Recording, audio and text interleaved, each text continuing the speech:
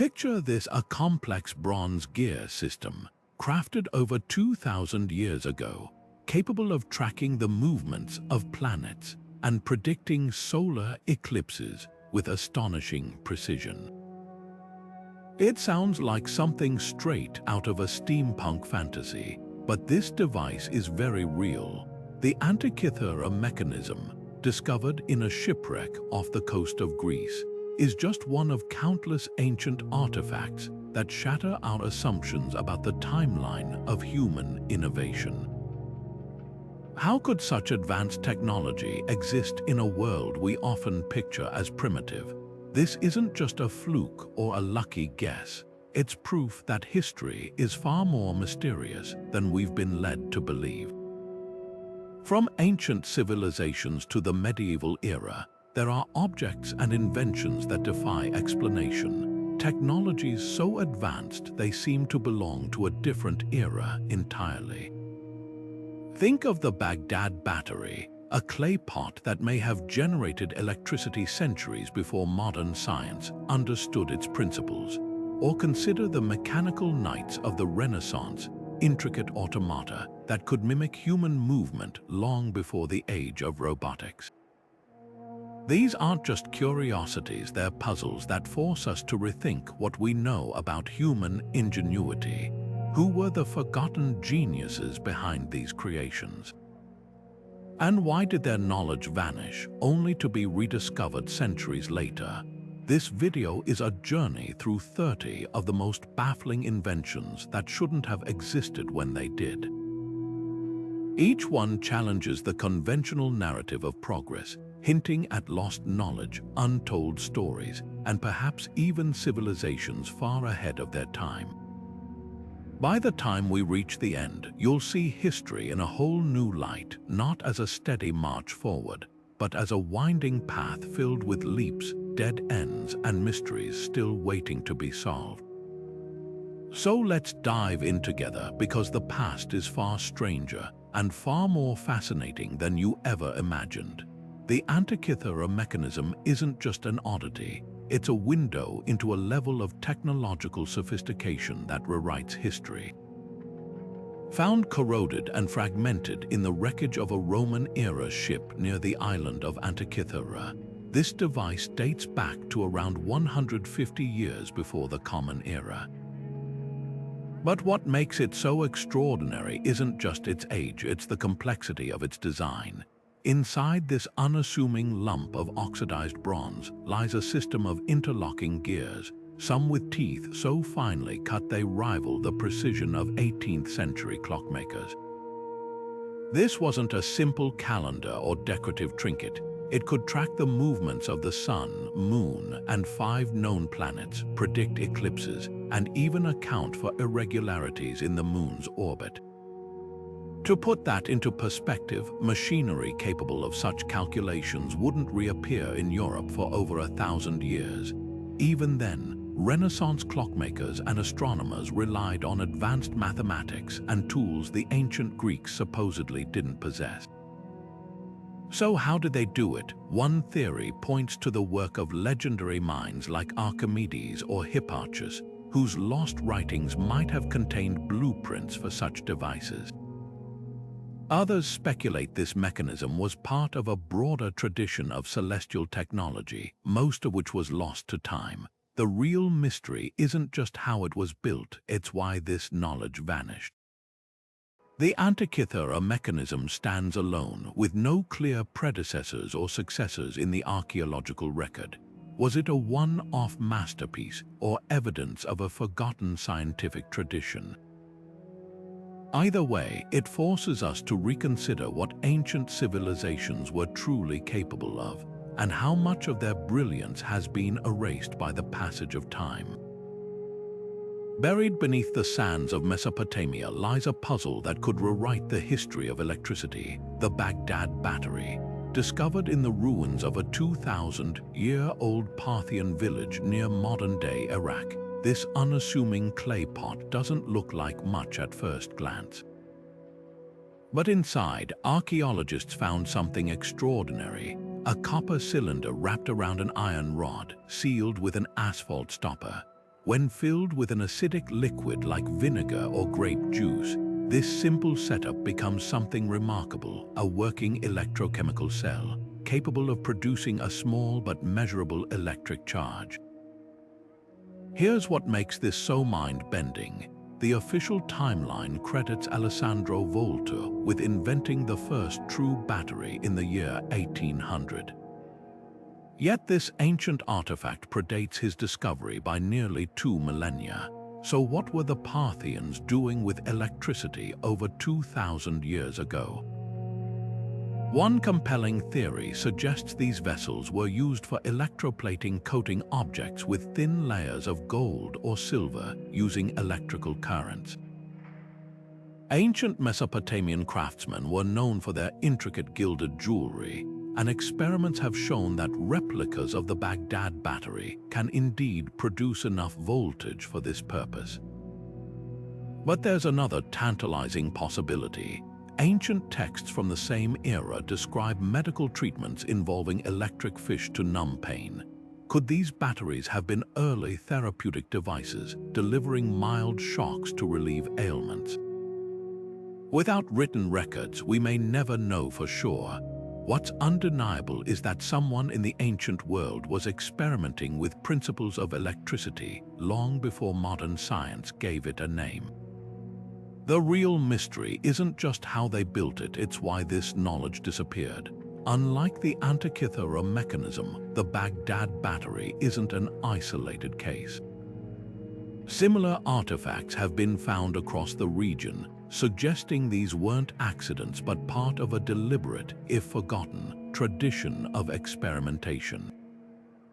Were these devices the work of a lone innovator or echoes of a broader scientific culture lost to time? Either way, they force us to ask, how many other breakthroughs from the ancient world have been buried by history, waiting to be rediscovered? The Viking Sunstone stands as one of history's most ingenious and baffling navigational tools. For centuries, Norse sagas spoke of a mysterious sunstone that allowed Viking sailors to find their way across the treacherous North Atlantic, even when the sun was hidden behind clouds or fog. It sounded like myth until a team of researchers in 2013 made a breakthrough. Inside the wreck of an Elizabethan ship sunk in the 1500s, they discovered a small, unassuming piece of calcite crystal, its surface worn smooth by time. When tested, this crystal revealed an astonishing property. It could polarize sunlight, acting as a primitive but effective compass. Suddenly, the legends made sense. Here's how it worked. On overcast days when the sun's position was invisible to the naked eye, Viking navigators could hold the calcite up to the sky and rotate it slowly. The crystal would filter scattered sunlight, creating a distinct bright spot when aligned with the sun's hidden position. By combining this with their knowledge of the sun's path at different times of year, they could pinpoint direction with remarkable accuracy. This wasn't just luck or guesswork. It was a sophisticated understanding of optics, centuries before the science of light polarization was formally documented. What's truly staggering is the precision required to make this work. Calcite isn't just any crystal, it's a specific type known as Iceland spar, found only in certain regions of Scandinavia. The Vikings didn't just stumble upon this tool. They identified the perfect material, understood its properties, and developed a repeatable method for using it. This implies a level of observational science far beyond what we typically associate with the medieval world. But the bigger question remains, how did they figure it out? One theory suggests they noticed how certain crystals split light into double images, a phenomenon that would have been impossible to ignore under the right conditions.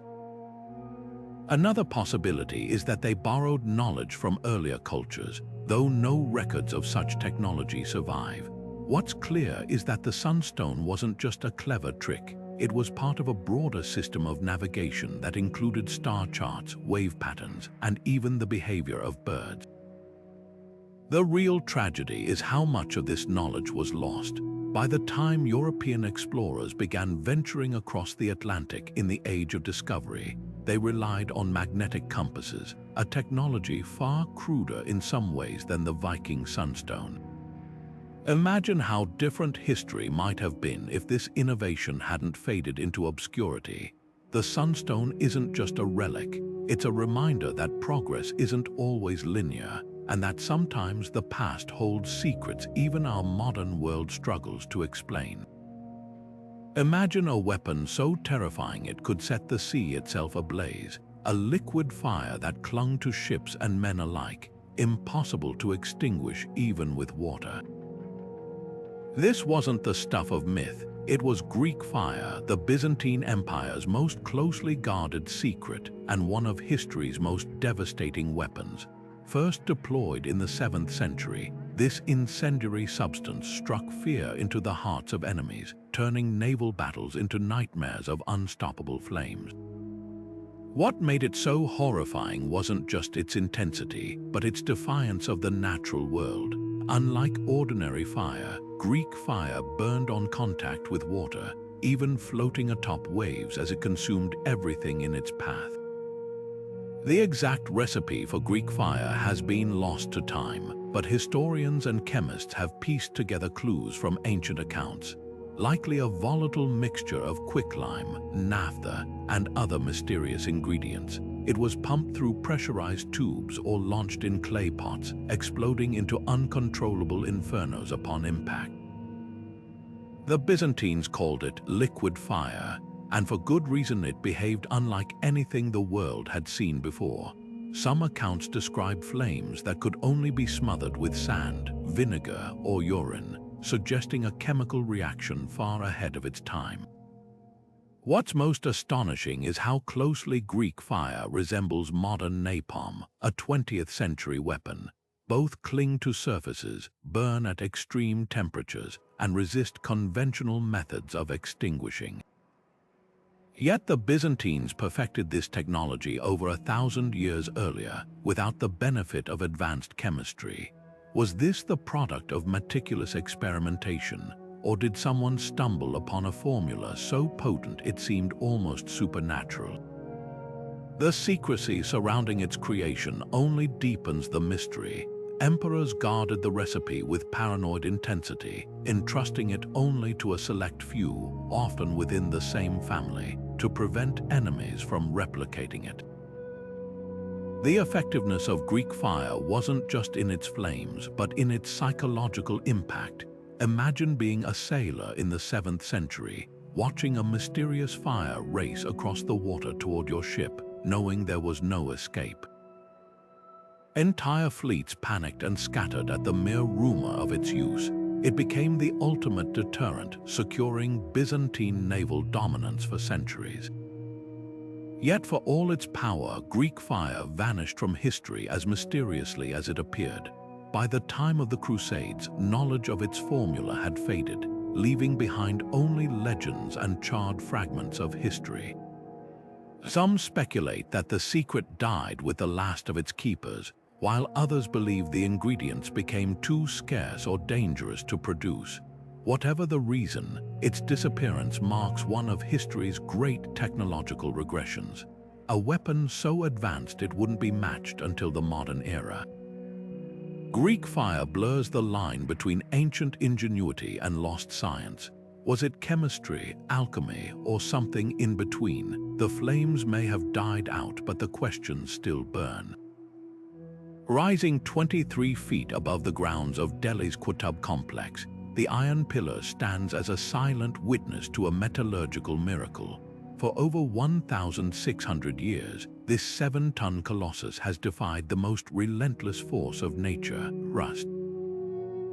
While modern steel structures corrode within decades, this ancient monument remains pristine, its surface smooth and uncorroded despite centuries of monsoons, humidity, and pollution. The secret lies in its composition, a unique alloy containing unusually high levels of phosphorus, a formula that creates a thin, protective film when exposed to oxygen. This passive layer shields the iron from further degradation, a process so effective that modern scientists didn't replicate it until the early 20th century. What makes this even more extraordinary is the context of its creation. The pillar dates back to the Gupta Empire around the year 400, a time when most of the world was still forging basic iron tools. Yet Indian metalworkers had not only mastered large-scale casting, pouring molten metal into molds to create massive structures, but had cracked the code of corrosion resistance centuries before chemistry could explain why it worked. The precision is staggering. Spectroscopic analysis reveals the phosphorus content hovers around 1%, an ideal ratio that modern engineers would later determine through rigorous experimentation. Too little and the protective layer doesn't form, too much and the metal becomes brittle. Somehow, the Gupta craftsmen found the perfect balance through trial and error, or perhaps through knowledge passed down from even earlier traditions. But here's the real mystery. While the pillar itself survives, the techniques used to create it have vanished. No contemporary texts describe its construction, and no other artifacts from the same era display this level of metallurgical sophistication. Was this pillar a fluke, the product of a lucky accident? Or was it part of a broader tradition of advanced metalworking, lost to invasions, oral traditions fading, or workshops destroyed by time? Some historians point to the legendary rustless iron mentioned in ancient Sanskrit texts, suggesting the pillar might be the last surviving example of a once widespread technology. Others speculate that the high phosphorus ore came from a specific mine long since exhausted, making replication impossible even if the method were known.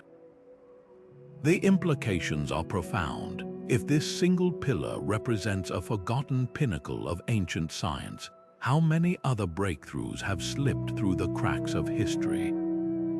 Modern industry spends billions combating corrosion, from galvanized steel to specialized coatings. Yet here stands a solution forged in the 4th century, waiting to be fully understood. The iron pillar isn't just a relic, it's a challenge, daring us to reconsider what ancient civilizations truly knew, and how much wisdom has been buried by the passage of time. Standing for 2,000 years without cracking, the Pantheon's dome is a silent rebuke to modern engineering. While today's concrete bridges and buildings crumble after decades, Roman harbors still withstand the pounding of ocean waves, their structures growing stronger with each passing century. The secret, a recipe lost to history until now. Recent breakthroughs in materials science have uncovered the astonishing truth. Roman concrete wasn't just durable by chance. It was designed to self-repair. At the heart of this ancient marvel was a bold, counterintuitive ingredient: seawater. While modern builders avoid saltwater at all costs, fearing corrosion, Roman engineers mixed volcanic ash with lime and seawater, creating a chemical reaction that formed rare minerals like aluminous tobamorite. These microscopic crystals act as natural reinforcements, filling cracks as they form. When seawater seeps into tiny fractures, it triggers new mineral growth, essentially healing the concrete from within.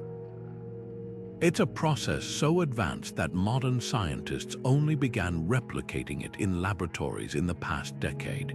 What's even more remarkable is the scale of Roman ambition. They didn't just stumble upon this formula, they perfected it.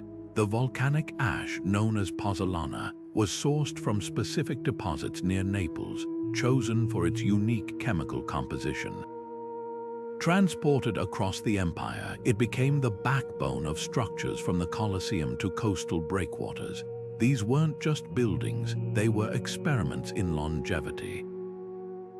The Romans didn't construct for their lifetimes, they built for eternity. Yet here's the puzzle: when Rome fell, so did this revolutionary knowledge. medieval builders reverted to weaker, cruder mixtures, and the secret of self-healing concrete vanished for over 1,000 years. Some historians blame the collapse of trade networks, cutting off access to critical volcanic ash. Others point to the loss of specialized artisans, their techniques never written down. But the most compelling theory is simpler. Roman concrete wasn't just a material, it was a philosophy. In an empire obsessed with permanence, durability was worth any cost. Later societies, rebuilding in the shadow of collapse, prioritized speed and economy over centuries-long endurance. The implications are staggering. Modern concrete production accounts for nearly 8% of global carbon emissions. If we could resurrect the Roman recipe, combining strength, sustainability, and self-repair, we might revolutionize construction forever. Laboratories are now racing to reverse engineer this ancient alchemy, blending volcanic rock with modern binders. But the real lesson isn't just in the chemistry, it's in the mindset. The Romans looked at the natural world not as an obstacle, but as a collaborator. They didn't fight the sea, they harnessed it. Perhaps that's why the Pantheon still takes our breath away. It's not just a monument to imperial power, but to a way of thinking that saw time differently. In an age of disposable culture where buildings are designed with expiration dates, the silent endurance of Roman concrete whispers a challenge. What if we stopped building for the present and started building for the ages? Buried beneath the ruins of Crete's ancient Minoan palace, the Feistos Disc is one of archaeology's most tantalizing enigmas. Unearthed in 1908 by Italian archaeologist Luigi Pernier, this palm-sized clay tablet dates back to the 2nd millennium before the Common Era, making it over 4,000 years old. At first glance, it might seem like just another artifact, but look closer and the mystery unfolds. Both sides of the disc are covered with 45 distinct symbols, arranged in a precise spiral pattern. Flowers, human figures, birds, and abstract shapes, each meticulously stamped into the clay, not carved by hand. And that's what makes this object so extraordinary. This isn't just writing, it's printing. Every symbol was pressed into the disc using individual stamps, a technique that predates the invention of movable type by over 3,000 years. Think about that for a moment. The printing press, often credited to Gutenberg in the 1400s, suddenly has a Bronze Age predecessor. But why? Who needed mass-produced messages in an era when most writing was painstakingly etched into clay or stone? The disc's uniformity suggests it wasn't a one-off experiment. Someone went to the trouble of creating an entire set of stamps, implying this technology was used repeatedly. So where are the others? The symbols themselves deepen the puzzle. Despite decades of study by linguists and cryptographers, no one has definitively cracked the code. Some believe it's an early form of Linear A, the undeciphered script of the Minoans. Others argue it represents a religious hymn, a calendar, or even a board game. One particularly compelling theory suggests the spiral isn't just decorative, it's a literal representation of a labyrinth, tying into Crete's famous myth of the Minotaur. But without a Rosetta Stone-like key, the disc's message remains locked in time. What's most fascinating isn't just what the disc is, but what it represents. The Minoans were masterful engineers, their palaces equipped with advanced drainage systems and earthquake-resistant designs. Yet this disc hints at something even more revolutionary, a system of standardized communication, possibly administrative or ritualistic, that required replication. Was this the work of a bureaucratic society needing to distribute decrees, or evidence of a sacred text copied and shared among temples? The absence of similar finds suggests the knowledge was either lost or deliberately suppressed. The Feistos Disc doesn't just challenge our timeline of technology, it forces us to reconsider the sophistication of Bronze Age civilizations. In a world we often picture as primitive, someone was thinking in terms of efficiency, consistency, and mass communication. That leap of imagination, stamped forever in clay, is a reminder that history's most profound innovations might still be waiting beneath our feet. In the hands of a medieval warrior, a Damascus steel blade was more than just a weapon. It was a work of art and a feat of engineering that defied the limits of its time. These legendary swords, renowned for their razor-sharp edges and distinctive wavy patterns, could reportedly slice through a silk scarf as it fell through the air or cleave a single hair lengthwise. But what made them truly extraordinary wasn't just their sharpness, it was the mysterious material they were forged from. Wootz steel, a crucible steel with properties so advanced that modern scientists only began to unravel its secrets in the late 20th century. The magic of Damascus steel lies in its microscopic structure. Under an electron microscope, researchers discovered something astonishing: carbon nanotubes, tiny structures so perfectly aligned they formed a natural reinforcement within the metal. These weren't just random impurities, they were the result of a deliberate, if not fully understood, forging process. The steel's distinctive swirling patterns, far from being purely decorative, were visual evidence of this intricate internal architecture. It's as if medieval blacksmiths had stumbled upon nanotechnology centuries before the concept even existed. Yet the true genius of Damascus steel wasn't just in its composition, but in its performance. Unlike other swords of the era, which could shatter under stress or dull quickly in battle, these blades were both flexible and incredibly hard. They resisted chipping, held their edge through countless strikes, and even seemed to self-sharpen to some degree. Historical accounts from the Crusades describe knights marveling at their opponent's swords, which could bend nearly 90 degrees without breaking, a property no European blade could match. The mystery deepens when we consider how this steel was made. Wootz ingots, the raw material for Damascus blades, originated in India and Sri Lanka, where smiths heated iron ore with charcoal and plant matter in sealed clay crucibles. The resulting steel had a high carbon content, but the exact process, the temperatures, cooling rates, and additives used remains elusive. By the 18th century, the technique had vanished entirely. Some blame the disruption of trade routes, others the loss of specialized craftsmen. But the most intriguing theory suggests the secret ingredient wasn't a material at all, it was time. Modern attempts to recreate Damascus steel have yielded mixed results. While blacksmiths can produce blades with similar patterns, none match the legendary properties of the originals. Some researchers believe the key lies in the unique ore sources, now depleted, which contain trace amounts of rare elements like vanadium or tungsten. Others argue that the forging process involved a specific sequence of heating and hammering, passed down through generations but never written down. What's undeniable is that Damascus steel represents a pinnacle of metallurgy that wouldn't be surpassed until the Industrial Age.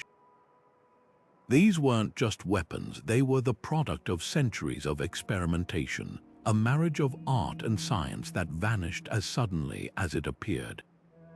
In a world without microscopes or chemistry textbooks, how did these smiths achieve such mastery?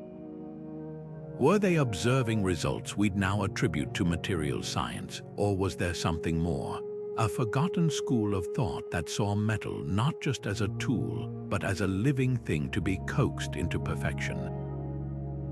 The legacy of Damascus steel isn't just in the blades that survive, but in the questions they leave behind. In an age where we can engineer materials atom by atom, we still haven't fully unlocked the secrets of a technology forged in the fires of the medieval world. Perhaps that's the greatest testament to its brilliance, not that it was lost, but that even now, with all our knowledge, we're still trying to catch up. Hidden in the vaults of Yale University's Voynich Library lies a book that has defied understanding for over 6 centuries, the Voynich Manuscript. This enigmatic text, dating back to the early 1400s, is unlike anything else from the medieval world. Its 240 pages are filled with flowing, handwritten text in an alphabet that doesn't match any known language, accompanied by illustrations so peculiar they seem plucked from a dream. Delicate plants with impossible roots, celestial charts of unrecognizable constellations, and tiny nude women bathing in interconnected tubes of green liquid, every page pulses with cryptic energy. Carbon dating confirms its age, yet even the most advanced artificial intelligence and linguistic algorithms have failed to decipher a single word. What makes the Voynich manuscript so baffling isn't just its indecipherable script, it's the eerie precision of its design. The text follows distinct patterns, with certain symbols repeating in ways that suggest grammar and syntax, not random scribbles. Statistical analysis reveals it mirrors the structure of real languages, with word frequencies and groupings that defy coincidence. Some researchers believe it's a sophisticated cipher, waiting for the right cryptographic key. Others argue it's glossolalia, meaningless writing meant to mimic language for mystical purposes. But the illustrations complicate every theory. The botanical drawings, for instance, depict plants with such meticulous detail that they must represent something, yet no botanist can identify them. Are they extinct species, fantastical hybrids, or symbolic representations of alchemical processes? Theories about its origin span the spectrum from scholarly to sensational. Could it be the work of a Renaissance con artist crafting an elaborate fake to sell to a wealthy patron? The manuscript's vellum and ink are period appropriate, but no record of its creation survives. Alternatively, might it be a lost scientific or medical text, encoding knowledge too dangerous or sacred to share openly? Some speculate it's the notebook of a heretic, hiding radical ideas from the eyes of the church. The most tantalizing possibility, that it's a relic of a forgotten culture, a lone survivor of a language and world erased by time. Modern technology has only deepened the mystery. In 2014, physicist Greg Hodgins used radiocarbon dating to confirm the vellum dates between 1404 and 1430, centuries before the earliest known hoaxes. AI analyzers in 2019 identified clusters of keywords that could hint at topical sections, like a herbal or astronomical treatise, but the meaning remains just out of reach. Even efforts to link it to known cipher systems, like the Caesar shift or polyalphabetic codes, have fallen flat. The Voynich manuscript's resistance to decoding is a humbling reminder of how much we don't know about the past. In an age where we can sequence ancient DNA and reconstruct lost cities from satellite imagery, here's a puzzle that refuses to yield. Perhaps the answer isn't in the text itself, but in the mind of its creator, someone who saw the world so differently that their logic remains invisible to us. Until that key is found, the manuscript sits in silent defiance, a 400-year-old challenge scribbled in ink and wonder. Imagine a 2,000-year-old device so precise it could sense an earthquake hundreds of miles away before the ground beneath your feet even began to tremble. In the year 132, Chinese inventor Zhang Heng unveiled something extraordinary, a massive bronze vessel adorned with 8 dragons, each clutching a metal ball above the open mouths of 8 corresponding frogs. At first glance, it might seem like an elaborate art piece, but this was history's first seismoscope, a machine capable of detecting earthquakes with eerie accuracy. According to ancient records, when a distant quake struck, one of the dragons would release its ball into the frog's mouth below, not only signaling the tremor but pointing toward its origin. What's truly staggering is how well it worked. Modern recreations, like the one built by scientists in 2005, confirm the design's effectiveness. Using principles of inertia and pendulum motion, the device could sense seismic waves imperceptible to humans, even from hundreds of miles away. One famous account from the Han Dynasty describes the Seismoscope detecting a quake in what's now Gansu province, a location so distant that no one in the capital had felt a thing. Days later, messengers arrived with news of destruction in that exact direction, proving the machine's astonishing precision. The genius of Zhang Heng's invention lies in its simplicity. Unlike today's digital seismographs, which rely on complex electronics, this ancient device harnessed basic physics. Inside the ornate vessel hung a central pendulum, delicately balanced to respond to the slightest vibrations. When seismic waves traveled through the Earth, the pendulum would sway, triggering a mechanism that released a ball from the corresponding dragon.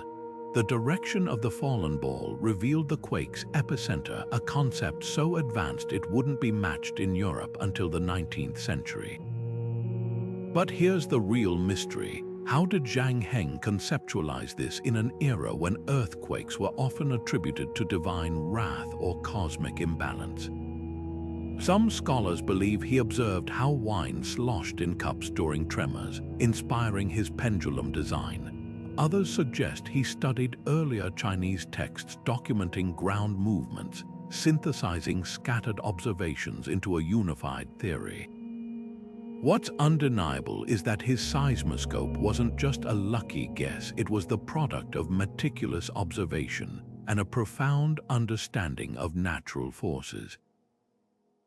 The tragedy is that the original device vanished long ago, likely lost to war or time. Only written descriptions survive, leaving modern researchers to piece together its secrets. Even more puzzling is why this breakthrough didn't spark a global revolution in seismology. For centuries, the rest of the world relied on crude methods like observing animal behavior or cracked pottery, while China had already built a machine that foreshadowed modern geophysics. Zhang Heng's seismoscope forces us to reconsider the boundaries of ancient innovation. In a world without sensors or satellites, someone devised a way to listen to the Earth itself, a whisper of science echoing across 2 millennia. It's a reminder that brilliance isn't confined by era, and that sometimes the clearest signals come from the most unexpected places. Among the treasures of Egypt's Sakara necropolis, one artifact stands out for its eerie modernity: a small wooden bird carved over 2,000 years ago, with wings that look less like a bird's and more like the airfoils of a glider.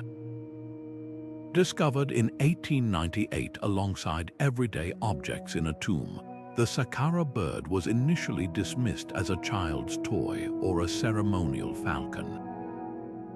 But when aerodynamics experts examined its design in the 1970s, they made a startling observation. This wasn't just art, it was a precision-engineered model capable of generating lift. The key lies in the wings. Unlike the rounded, symmetrical wings of most bird carvings from antiquity, the Sakara bird's wings are flat on the underside and slightly angled on top, mimicking the airfoil shape that enables modern aircraft to glide. When tested in wind tunnels, replicas exhibited remarkable stability, capable of carrying small payloads over distances with minimal adjustments. Some researchers argue this couldn't be accidental, the proportions too exact, the angles too deliberate. If scaled up and launched from a high point, a full-sized version could theoretically stay airborne for extended periods, much like the hang gliders designed millennia later.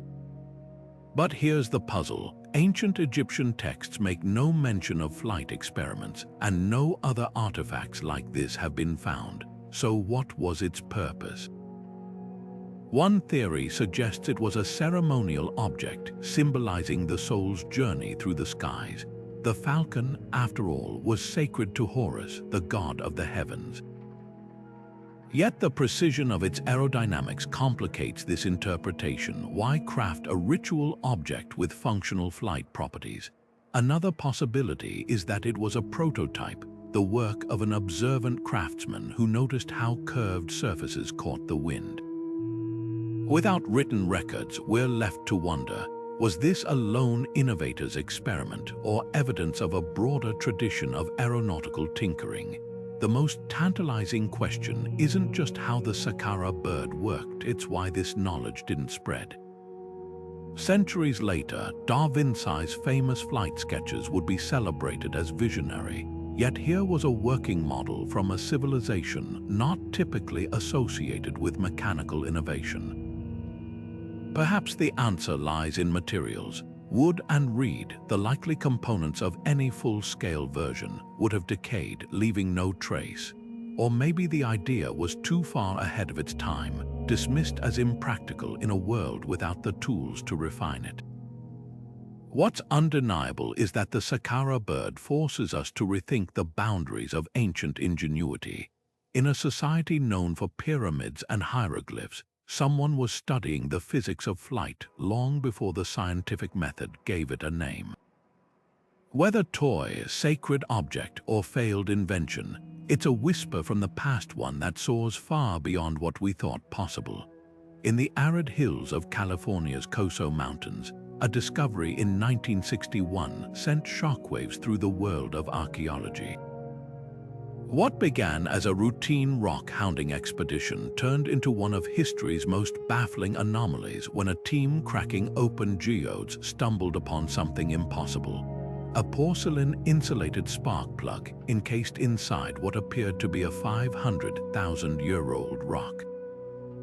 Dubbed the Coso artifact, this tiny object no larger than a walnut shouldn't have existed.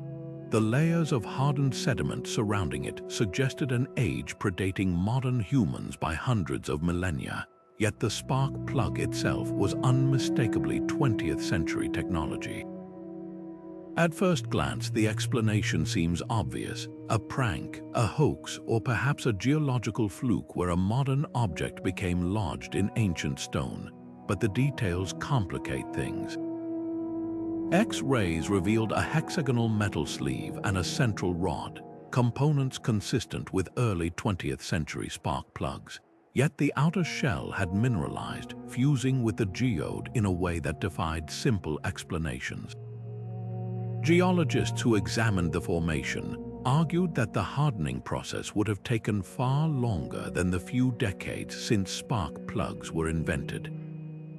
So how did it get there? Theories range from the mundane to the extraordinary.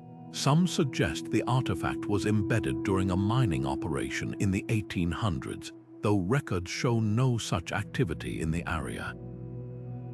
Others propose that extreme geological conditions, like volcanic heat or mineral-rich waters, could have accelerated the fossilization process, encasing the object in a matter of years rather than millennia. But the most tantalizing possibility, and the one that keeps conspiracy theorists buzzing, is that the Coso artifact is a relic of a lost civilization, a fragment of advanced technology from a time before recorded history. Could this be evidence of a prehistoric society with knowledge of electricity or machinery?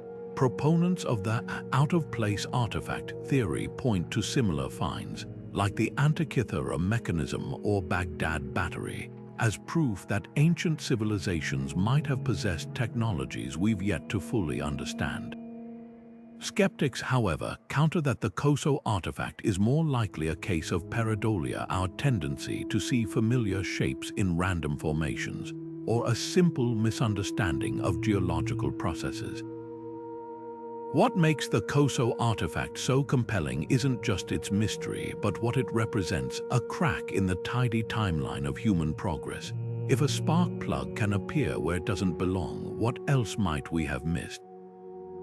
The artifact forces us to confront the limits of our knowledge, reminding us that history is rarely as linear as textbooks suggest. Whether a quirk of nature or a glimpse of something far stranger, it's a puzzle that refuses to be solved, a tiny, rusted question mark buried in the earth. High in the remote mountains of Tibet, a discovery in 1938 sparked a controversy that still smolders today. Chinese archaeologist Kai Pute claimed to have uncovered a series of strange stone discs buried in a cave near the border with Nepal artifacts that would later become known as the Dropa stones. These flat, circular stones, roughly the size of dinner plates and dated by some to 12,000 years old, bore a bizarre feature: tiny, precise grooves spiraling from their centers to their edges, forming what appeared to be an unknown form of writing. But it wasn't just the carvings that defied explanation. According to sensational accounts, the caves where they were found also held skeletal remains of beings with unusually large skulls and slender bodies, beings some speculated weren't human at all. The story took an even stranger turn when a Russian scientist named Dr. Vyacheslav Sazev allegedly analyzed the stones in the 1960s.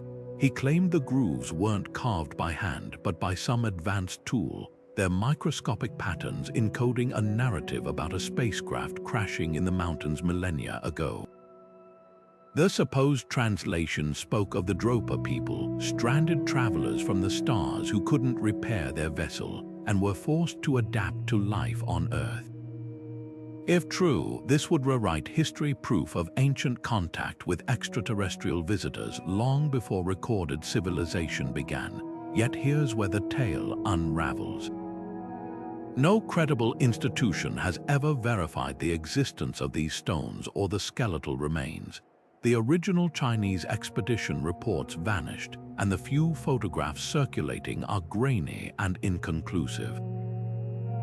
Mainstream archaeologists dismiss the Dropa stones as either an elaborate hoax or a case of mistaken identity, possibly misidentified Neolithic grinding discs or ceremonial objects with mundane origins. Even the name Dropa seems to have been borrowed from a local Tibetan tribe, their connection to the stones tenuous at best. So why does this myth endure? Part of it lies in our fascination with the idea of forbidden knowledge, stories too radical for the academic establishment to accept. The Dropa legend taps into a deeper longing for evidence that ancient civilizations interacted with something beyond our understanding, whether advanced technology or otherworldly beings. It's a modern-day myth dressed in the language of archaeology, filling gaps in history with imagination.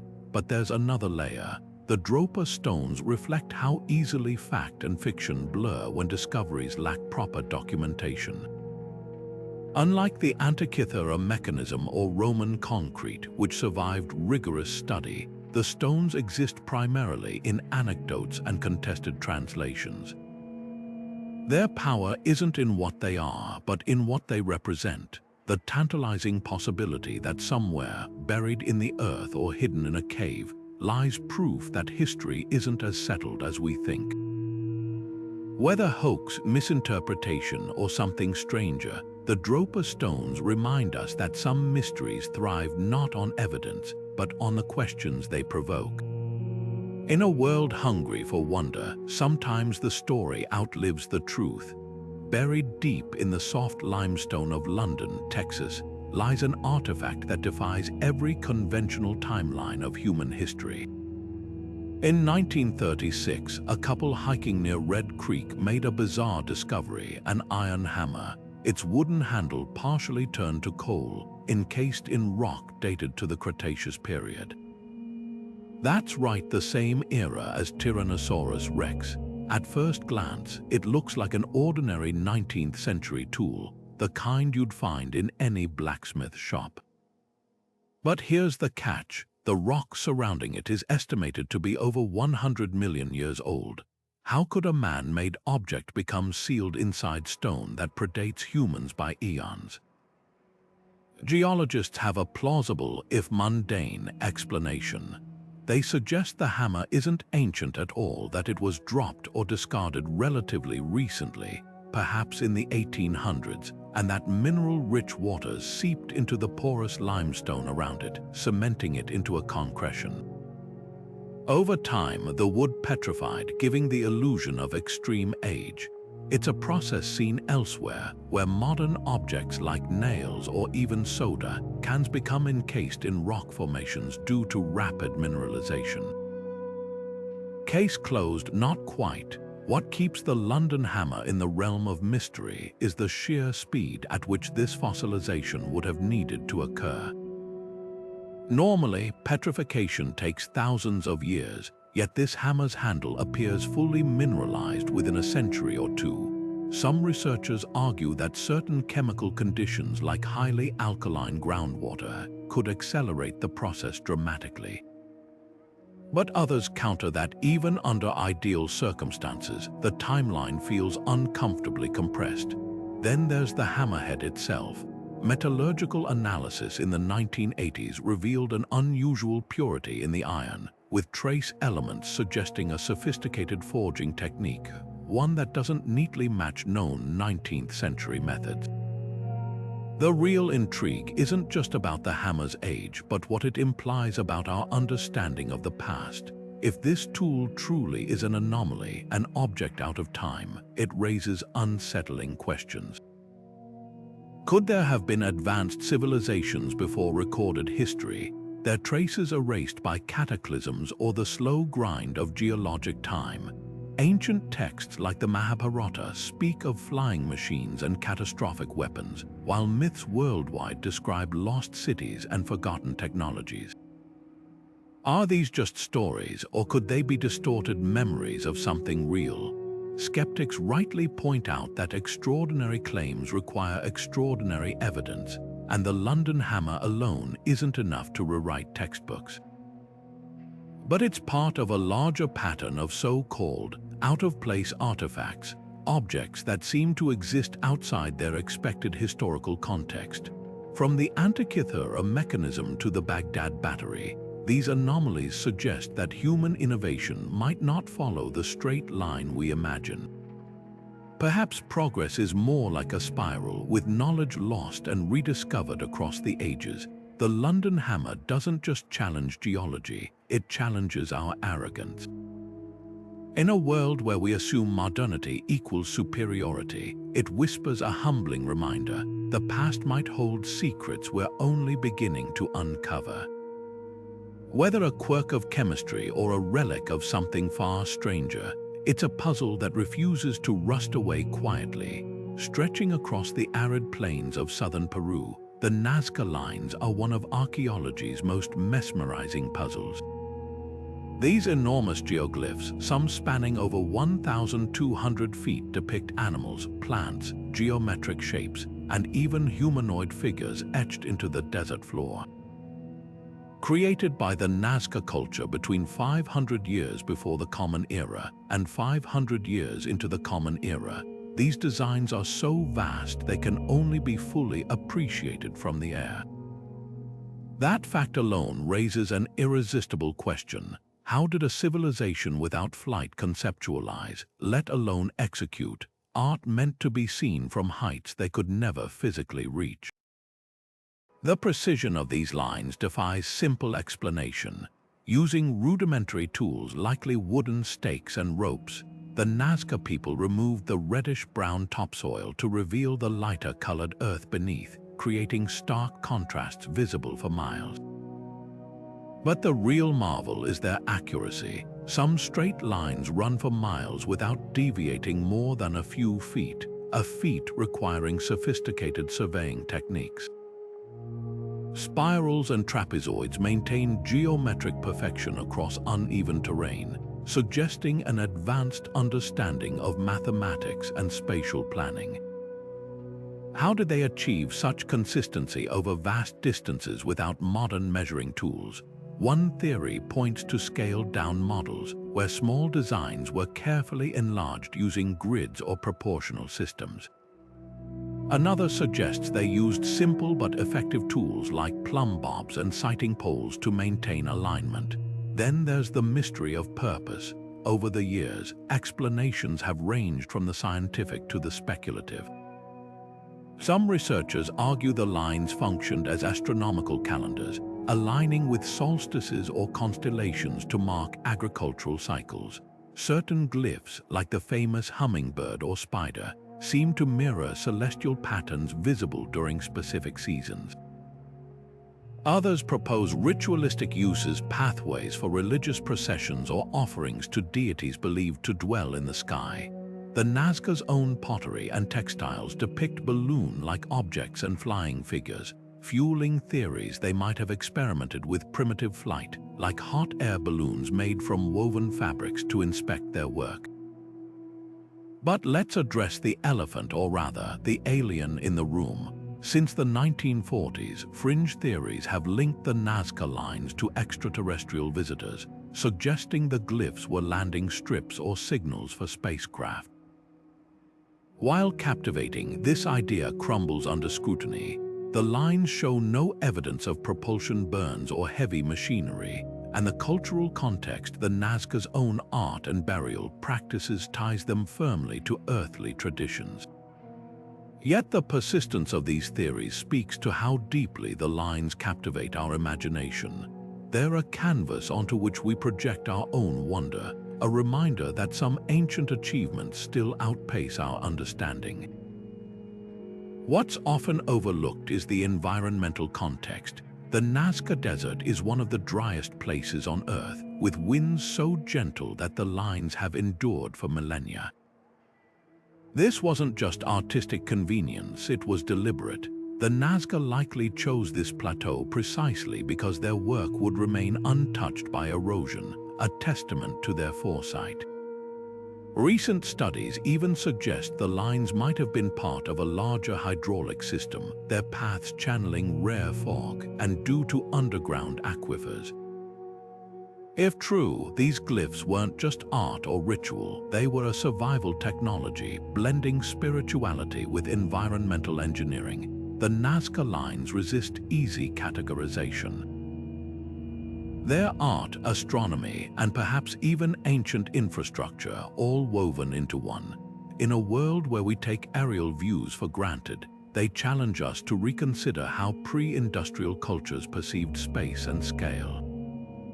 Were they messages to the gods, maps of the cosmos, or something else entirely? The desert keeps its secrets, but the lines endure, silent, sprawling, and utterly humbling. Tucked among seashells and arrowheads at a Native American archaeological site in Maine lies an object that shouldn't be there, a small, worn silver coin bearing the face of a medieval Norwegian king. Discovered in 1957 during excavations of a 12th century Penobscot settlement, the Maine penny is no larger than a thumbnail, but its implications are enormous.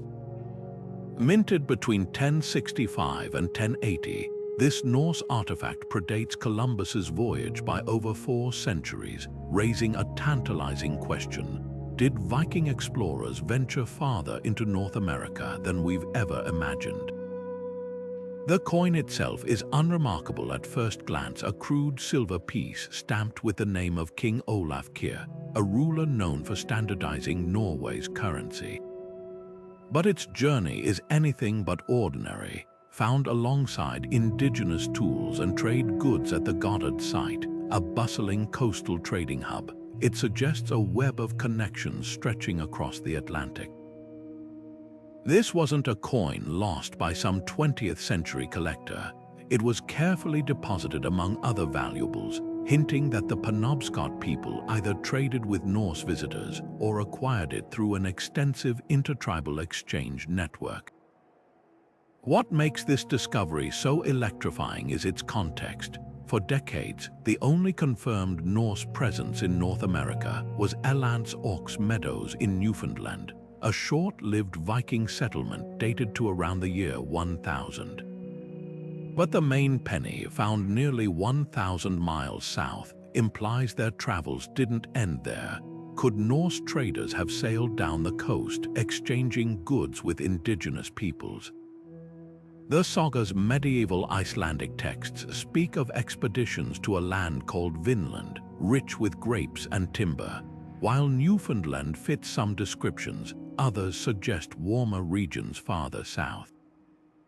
The penny might be the first physical evidence of those forgotten voyages. skeptics argue the coin could have arrived through later trade routes, perhaps brought by European fishermen centuries after its minting.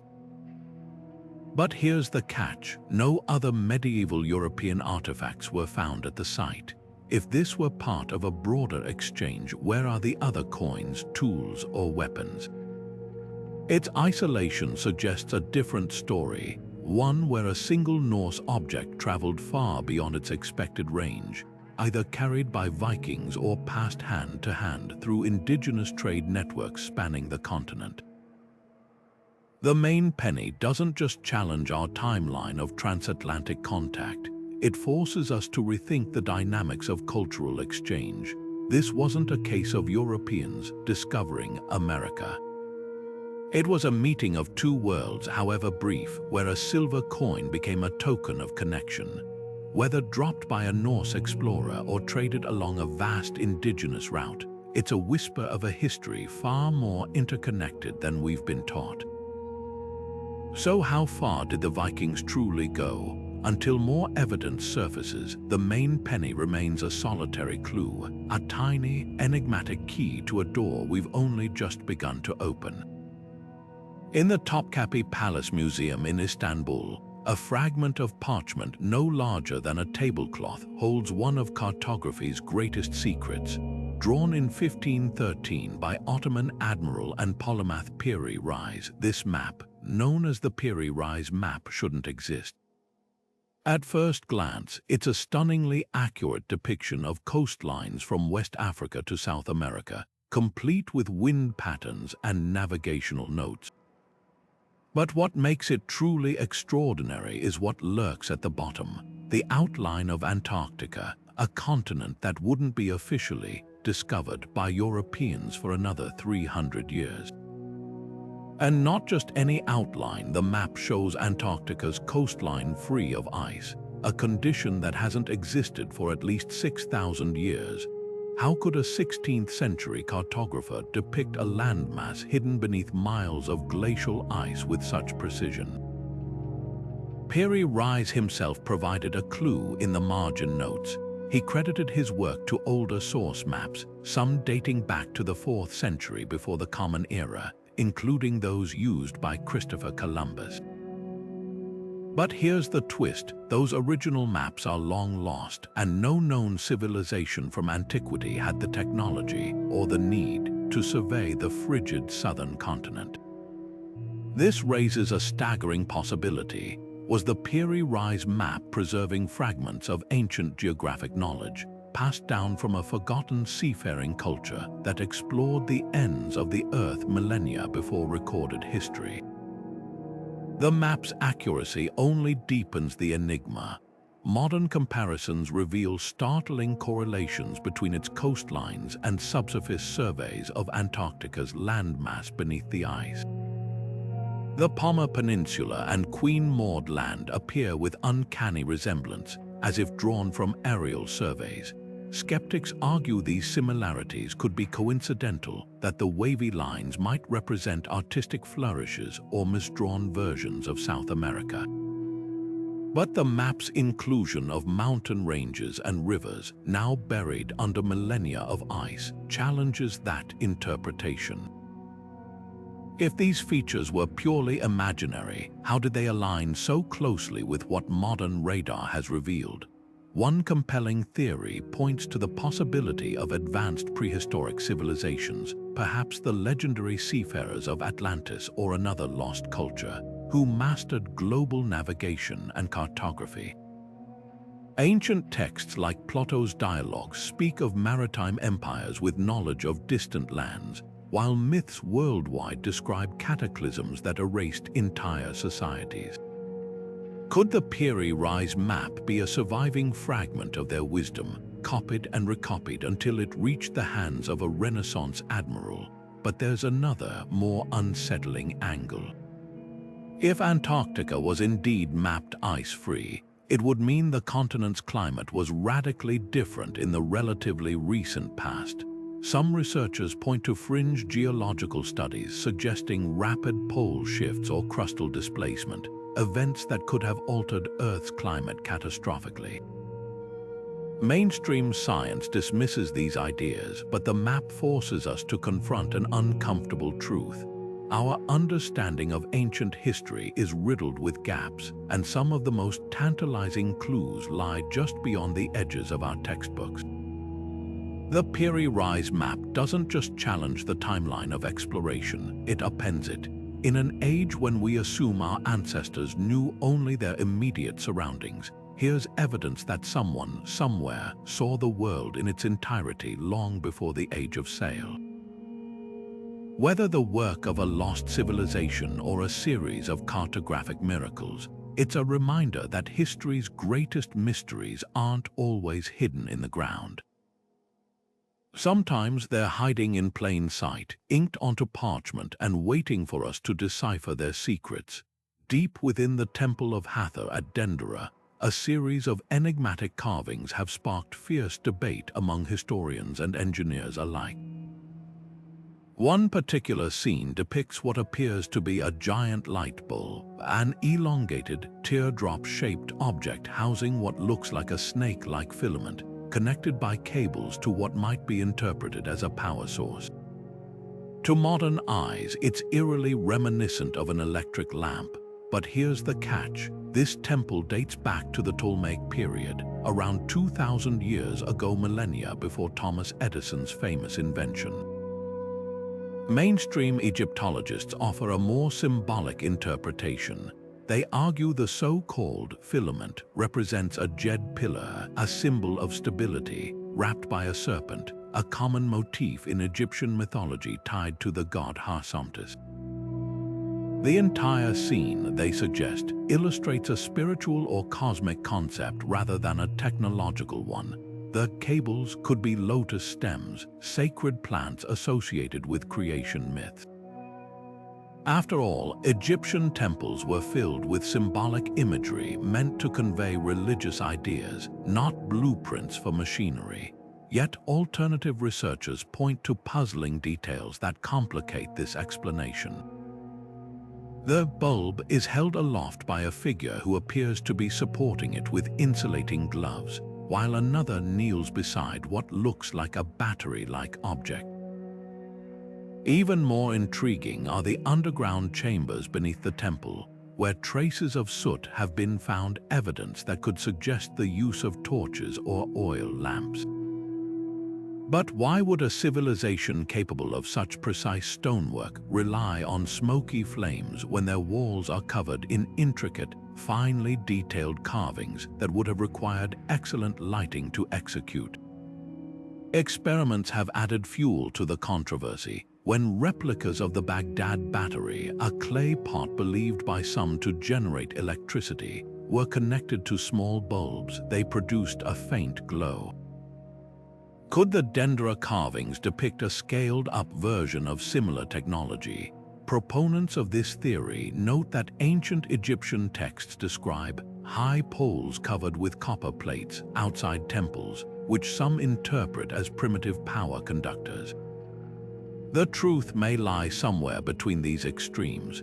While no physical evidence of functioning light bulbs has been found in Egypt, the precision of the Dendera carvings raises legitimate questions. Were the Egyptians experimenting with early forms of electroplating or static electricity? Did they possess knowledge of electrical principles that was later lost? Or is this simply a case of modern minds projecting our technology onto ancient symbolism? The Dendera Light remains a Rorschach test of history.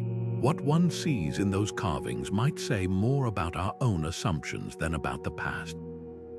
Whether it's proof of forgotten science or merely a beautiful metaphor, it challenges us to reconsider how we define innovation and how much of the ancient world's wisdom might still be waiting in the shadows. Buried beneath the sands of ancient Mesopotamia, the Ubaid culture left behind a legacy that continues to unsettle archaeologists and historians alike.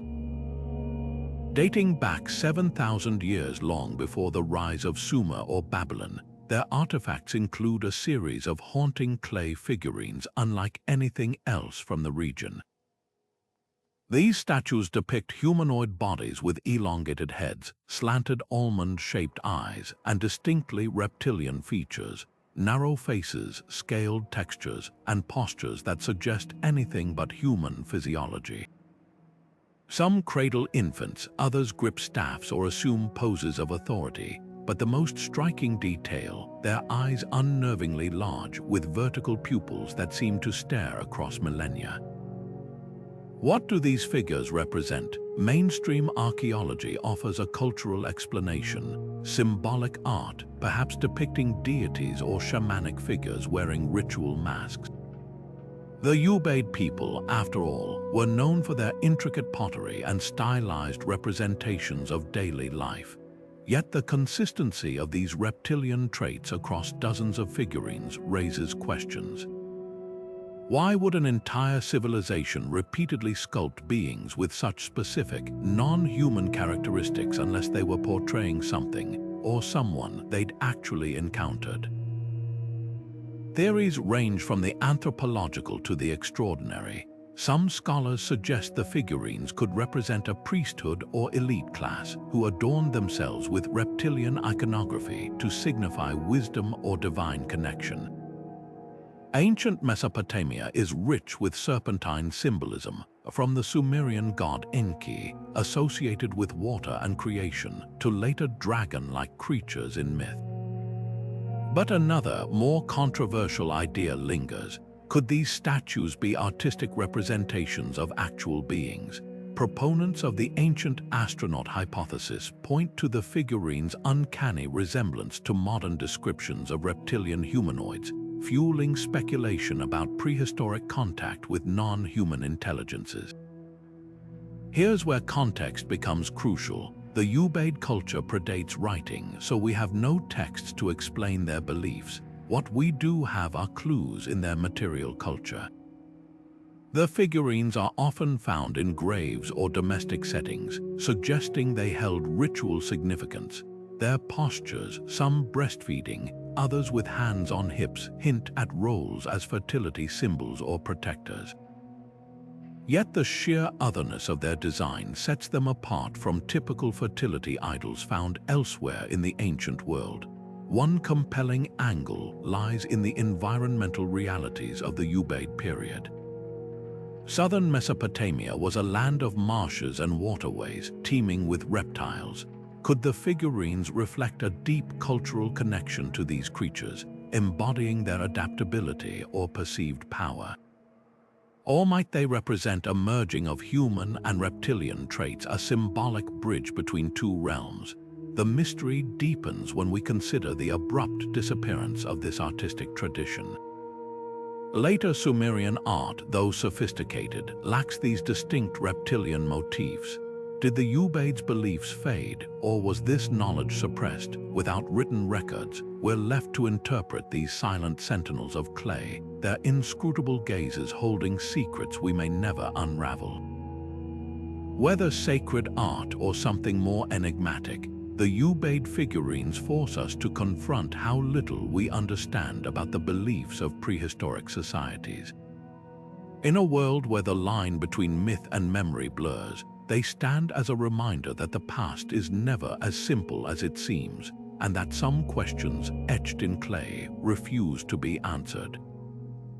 Beneath the volcanic soil of Toluca Valley, Mexico, an artifact emerged in 1933 that would send shockwaves through the world of archaeology, a small terracotta head with uncanny Roman features.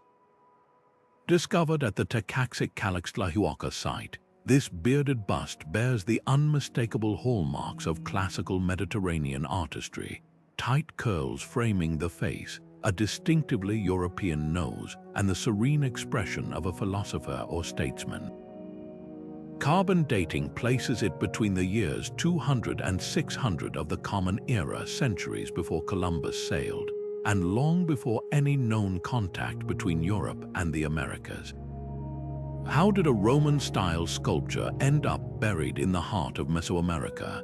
The implications are staggering. If authentic, the Tekaxitl head suggests transoceanic voyages occurred far earlier than historians dare to admit. Roman traders, famous for their seafaring prowess, could have ventured across the Atlantic, carried by currents like the Gulf Stream. We know they reached as far as India, why not further? Some theorists point to ancient texts like Plutarch's mention of a great continent beyond the Atlantic, or Carthaginian accounts of distant lands. Could a storm-blown Roman galley have washed ashore in Mexico, leaving behind not just this artifact, but perhaps even cultural influences? The head's discovery near a pyramid dedicated to the wind god Aiká adds poetic weight. Was this deity's association with travelers a faint echo of such an encounter? Skeptics, however, offer alternative explanations. The head might be a later colonial-era object that somehow seeped into deeper archaeological layers. Yet its mineral composition matches local clays, and the excavation was overseen by reputable archaeologist José García Payan, who documented its undisturbed context. Others propose it could represent an indigenous artistic experiment. After all, Mesoamerican cultures depicted bearded figures like the god Quetzalcoatl. But the stylistic precision is hard to dismiss. The head's hair and facial structure align so closely with Roman portraiture that even neutral scholars admit it's an outlier. Recent thermoluminescence testing only deepened the mystery, confirming the artifact's ancient origins. But here's the twist: no other Roman objects have been found at the site. If this was trade, where are the coins, the pottery, the tools? If it was a shipwreck survivor's handiwork, why no linguistic or genetic traces in local populations? The head stands alone, a silent enigma resisting easy categorization.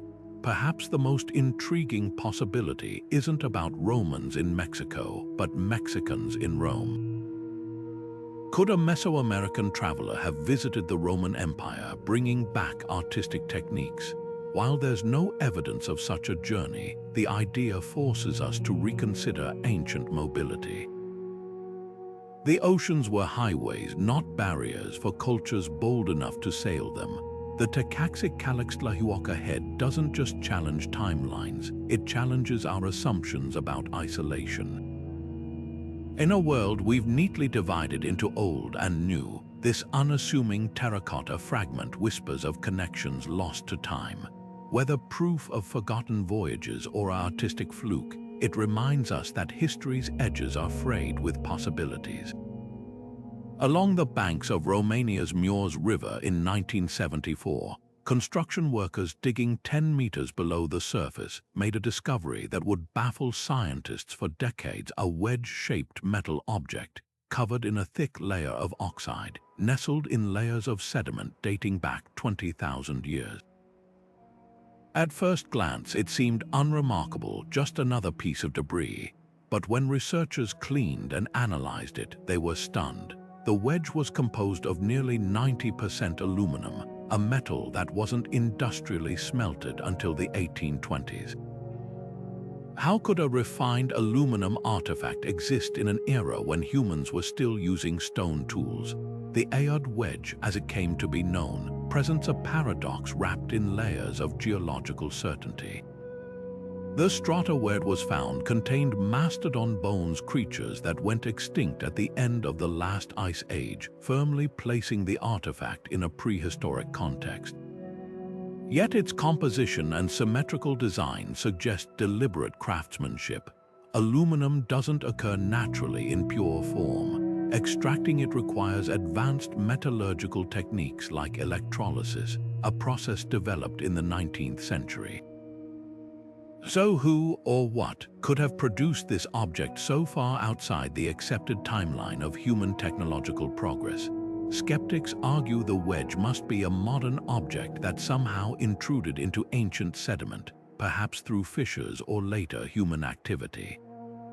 But the geology tells a different story. The surrounding clay showed no signs of disturbance, and the oxide layer on the wedge matched the expected aging for an object buried millennia ago. Even more perplexing are the microscopic traces of wear patterns along its edges, hinting at possible use as a tool or component of a larger mechanism. Was this part of an ancient machine or something even more enigmatic? Theories attempting to explain the Ayod wedge range from the mundane to the extraordinary. Some propose it could be debris from a 20th century aircraft, though no known vehicles match its composition or design. Others suggest it might be a fragment of a much older, forgotten technology, perhaps evidence of a lost civilization with knowledge far beyond what we've credited to prehistoric cultures. The most radical hypothesis that it's a remnant of extraterrestrial contact, a piece of advanced machinery left behind by visitors from the stars. What makes the Ayod wedge so compelling isn't just its mysterious origin, but what it represents, a crack in the smooth narrative of human advancement. For all our confidence in the linear progression of technology, artifacts like this force us to confront the uncomfortable possibility that history isn't as tidy as textbooks suggest. Could there have been bursts of innovation in the distant past, later erased by cataclysms or the slow erosion of time? The wedge offers no answers, only questions. But its very existence is a challenge, daring us to reconsider what we think we know about the origins of human ingenuity. Scattered across Costa Rica's lush river deltas and jungle clearings, the stone spheres of the Dikwis culture are a silent testament to a lost engineering marvel. Ranging from the size of a melon to colossal orbs over 8 feet in diameter and weighing up to 16 tons, these perfectly round granite balls defy explanation. Carved around 600 years into the Common Era, centuries before the arrival of European colonizers, they display a precision that would challenge modern sculptors armed with laser-guided tools. The smoothness of their curves, the consistency of their symmetry, and the sheer audacity of their creation raise one haunting question. How did a pre-Columbian civilization, without metal tools or advanced machinery, achieve such geometric perfection? The mystery begins with the stones themselves. Granite, one of the hardest natural materials, requires tremendous effort to shape even with contemporary equipment. Yet the Dikwis people, using only stone hammers and abrasives, managed to carve spheres so flawless that when measured with modern instruments, many showed deviations of less than 2 millimeters from perfect roundness.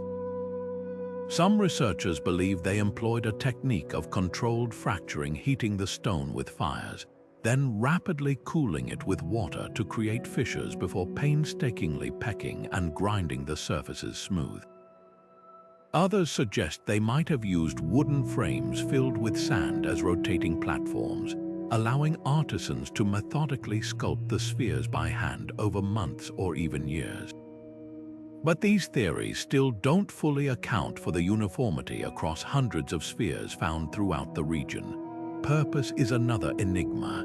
Some spheres were arranged in alignments that correspond to celestial events, hinting at possible astronomical functions, perhaps calendars or markers for solstices. Others appear near burial sites or ancient settlements, suggesting ceremonial or territorial significance. A few were even found grouped in geometric patterns, their placement too deliberate to be accidental. Yet with no written records from the Dikwis, their true intent remains locked within the stone. The most unsettling aspect: many spheres were moved from their original locations during 20th century agricultural expansion, their contextual clues lost forever. What might we have learned if their arrangements had been preserved? Modern technology could potentially reveal quarry sources or transport methods, but the cultural knowledge, the why behind their creation, may be gone for good. These spheres aren't just artifacts, they're a mirror held up to our assumptions about ancient societies. In a world we often imagine as primitive, they stand as monuments to precision, patience, and a vision of geometry that borders on the sacred. Whether tools, symbols, or something beyond our understanding, their silent perfection challenges us to listen, not just with instruments, but with imagination. Held behind bulletproof glass in Turin's Cathedral of St. John the Baptist, a single piece of linen has ignited debate, devotion, and scientific scrutiny for centuries. The Shroud of Turin, a 14-foot-long cloth bearing the ghostly imprint of a bearded man with wounds consistent with crucifixion, is either one of history's most profound relics or its most elaborate hoax. To believers, this is the burial shroud of Jesus Christ, its image seared into the fabric by divine energy during the resurrection. To skeptics, it's a medieval forgery crafted with techniques lost to time. But what makes the shroud so endlessly fascinating isn't just its origin, it's the unnerving precision of its mysteries. At first glance, the image appears almost painterly, a sepia-toned negative of a man's face and body. But closer inspection reveals details that defy artistic explanation. The markings aren't pigments or dyes, they're superficial discolorations of the linen's topmost fibers, as if the cloth was lightly scorched. Even more startling, the image behaves like a photographic negative long before photography existed. When reversed, the faint stains resolve into startling clarity, revealing bruises, lacerations, and even what appear to be Roman flagrum wounds, the barbed whips used in crucifixions. Modern forensic analysis notes the bloodstains contain traces of bilirubin, a compound present in blood after severe trauma, and the distribution of wounds aligns eerily with gospel accounts of Christ's suffering. Then there's the radiocarbon controversy. In 1988, 3 independent labs dated samples of the shroud to between 1260 and 1390, squarely in the Middle Ages. Case closed? Not quite. Critics argue the tested samples came from a repaired edge, contaminated by centuries of handling or fire damage. The shroud survived a chapel blaze in 1532, and some researchers believe the heat could have skewed the carbon dating. Others point to pollen grains found on the cloth, some native to plants only found near Jerusalem, as evidence of ancient origins. The debate rages because the shroud exists at the intersection of faith and science, where every answer seems to spawn new questions. Perhaps the most baffling aspect is how the image formed at all. Experiments attempting to replicate it, using medieval paints, chemical vapors, even ultraviolet light, have fallen short. The image lacks brushstrokes or directional application, and its 3-dimensional data, when analyzed by NASA engineers in the 1970s, suggested it was produced by a brief, intense burst of radiation. Could it have been a miraculous flash of light, a natural phenomenon we don't yet understand, or an artisan's technique so advanced it mimicked effects we'd associate with modern technology? The shroud doesn't just challenge our timeline of artistry, it forces us to confront the limits of our certainty. Whether divine or man-made, it's a mirror reflecting what we're willing to believe and why. In the end, its power may lie not in proving anything, but in reminding us that some mysteries resist the neat categories of proof. High in the Andes, perched above the ancient Inca capital of Cusco, the fortress of Sacsayhuaman stands as a monument to one of history's most baffling architectural feats. Its walls, built from colossal limestone and granite blocks, some weighing over 120 tons, are assembled with such precision that even today, you can't slide a razor blade between them. No mortar, no filler, just stones cut so perfectly they fit together like a 3-dimensional puzzle. But here's what defies logic: these aren't simple square blocks.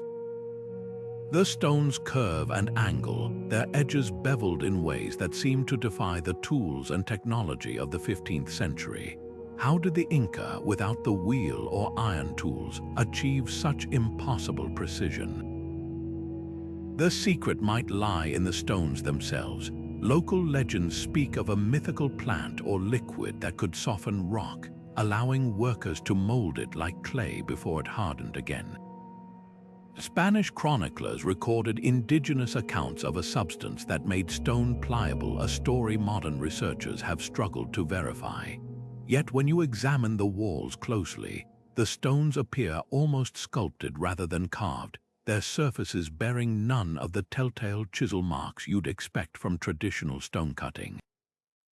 Some theorists suggest the Inca might have used heat or chemical treatments to alter the rock's properties temporarily, a technique lost to time after the Spanish conquest. Even more remarkable is the engineering genius behind these walls. The interlocking zigzag design isn't just for show. It's an earthquake-resistant masterpiece. When tremors strike, the stones shift slightly before settling back into place, a flexibility that's kept Sacsayhuaman standing through centuries of seismic activity. Modern architects still study this technique, marveling at how the Inca anticipated principles we've only recently formalized. The walls curve inward slightly, too, a subtle detail that counters the effects of gravity and erosion. This isn't just craftsmanship, it's a deep understanding of physics and geology encoded in stone. But the real mystery isn't just how they built it, it's why. Sacsayhuaman's scale and complexity suggest it was far more than a military stronghold. Some sections align with solstices, hinting at astronomical functions, while its labyrinthine tunnels and chambers evoke ritual significance. The Spanish believed it held gold, tearing apart sections in futile searches. Yet the true treasure might be the knowledge embedded in those stones, knowledge we're still trying to decode. Were these techniques taught by some forgotten predecessor culture, or did the Inca develop them independently through trial and error? The absence of written records leaves us with only the walls themselves, whispering a challenge across the centuries. In a world where we laser-cut stone with computer precision, Sacsayhuaman remains a humbling reminder that the past might hold secrets we've yet to rediscover. Hidden beneath the quiet hills of Zhejiang province in China, the Longyu Caves stretch across an astonishing 30,000 square meters, a subterranean labyrinth carved entirely by hand over 2,000 years ago. Unlike natural caverns shaped by water and time, these artificial chambers bear the unmistakable marks of human labor, millions of uniform chisel strokes covering every inch of walls, ceilings, and towering pillars. The precision is staggering. Angles between floors and walls are exact to within a single degree, and the surfaces are adorned with intricate parallel grooves, a deliberate pattern repeated with machine-like consistency across 24 separate caves. This wasn't the work of a few villagers digging a cellar. It was an industrial-scale operation requiring thousands of workers, advanced planning, and tools far beyond simple hammers and chisels. Yet not a single scroll, inscription, or even local legend explains who built them or why.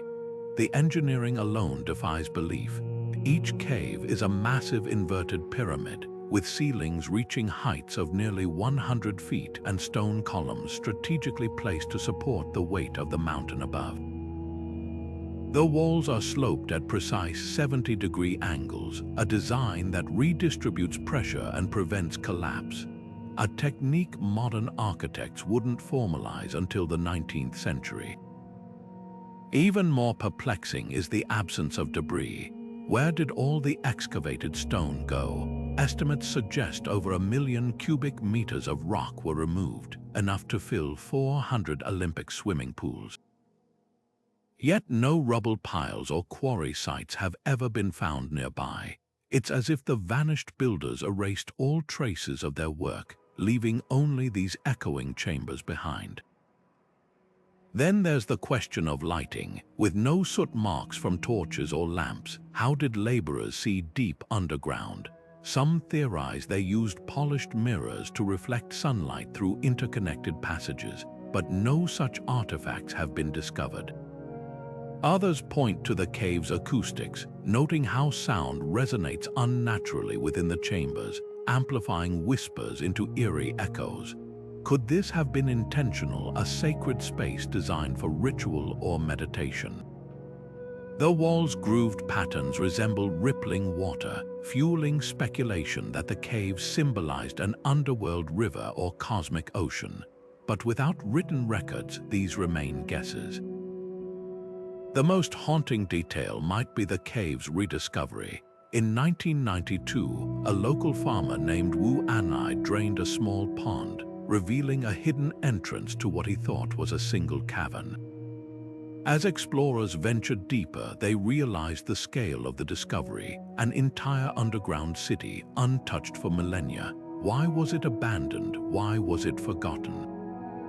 The silence of history here is deafening. The Longyu caves don't just challenge our understanding of ancient engineering, they expose the fragility of human memory. A project of this magnitude would have been the pride of an empire, recorded in songs and stories. Instead, it slipped through the cracks of time, leaving us to wonder, what else have we lost? Buried in the mineral-rich deposits of South Africa's Ottosdal region, the Klerksdorp spheres are tiny enigmas that have ignited fierce debates since their discovery in mining operations during the 1970s. These small, metallic-tinged spheres, some no larger than a marble, are often etched with uncannily precise grooves that circle their equators like latitudinal lines on a globe. What makes them truly baffling isn't just their appearance, but where they were found. Embedded in rock layers dating back nearly 3 billion years, a time when Earth's most complex life forms were little more than single-celled organisms. How could such geometrically striking objects exist in a world that shouldn't have had so much as a worm, let alone industrial precision? Mainstream geology offers a plausible, if mundane, explanation. These spheres are likely pyrite concretions, natural formations where minerals like pyrite or hematite gradually accumulate around a central nucleus, creating layered spheres over eons. The grooves, they could be the result of crystalline growth patterns or later mineral erosion.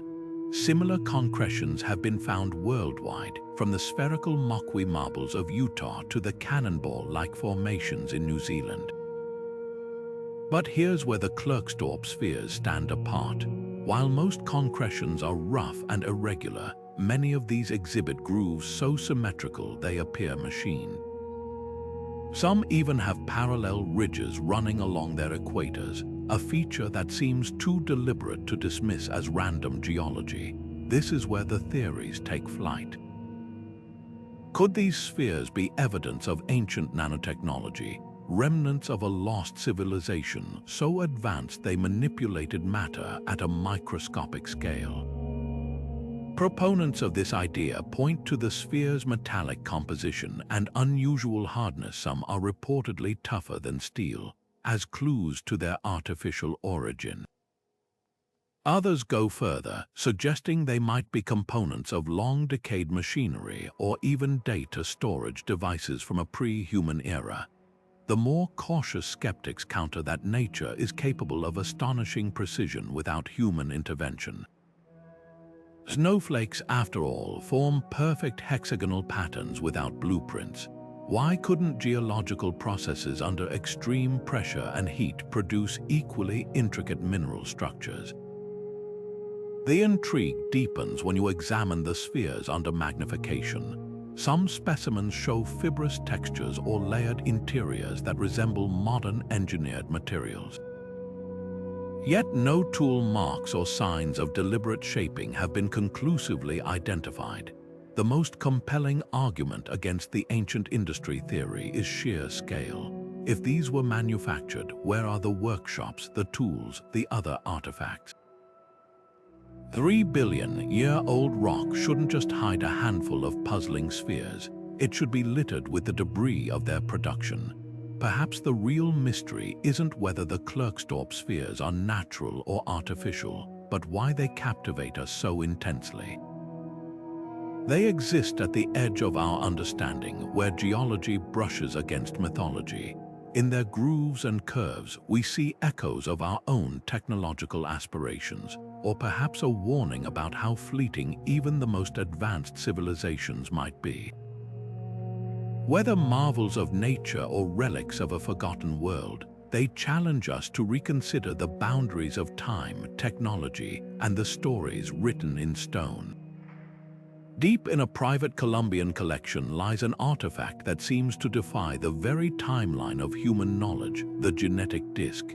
Carved from black stone over 6,000 years ago, this circular object bears intricate carvings that send shivers down the spines of biologists. Among its symbols are unmistakable depictions of cells dividing through mitosis, sperm fertilizing an egg, and even developing embryos, concepts modern science wouldn't formalize until the invention of microscopes in the 17th century. How could a prehistoric culture visualize processes invisible to the naked eye, let alone carve them with such anatomical precision? The disc's imagery is shockingly specific.